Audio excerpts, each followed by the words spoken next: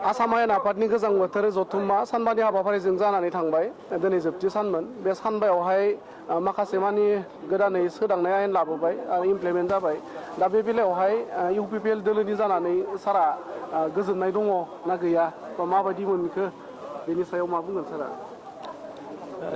गोजोननाय गैयैनि बाथ्रा नङा मानोना जोङो सरकाराव दं दिनैहाय आरो दिनै आसामनि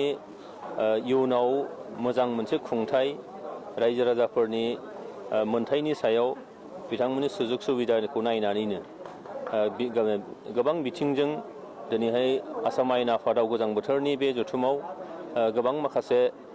बिल लाबोनाय जादों आरो बे दिनैहाय पास जानानै आयेन महरै बारस्लायबाय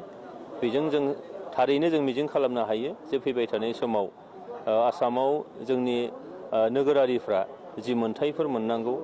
जि माखासे गेना गोरोन्थिफोर दंमोन आयेनाव बे आयेनफोरखौ सोदांनानै फैबाय थानाय समाव बयनिबो समान मोनथाय समान जौगानायनि जि बाथ्रा बुंदों आरो आसामखौ भारतबर्षनि मोनसे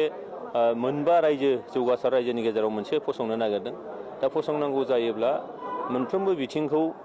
एंगारनानै दोनजाया गासैबो बिथिङाव गेना गोरोन्थि गैयाजासे जोङो लांनो हानांगोन दा बेखायनो माखासे आयेनाव सोदांनाय जोबोरैनो दरखार दंथारोमोन दिनै बेखौ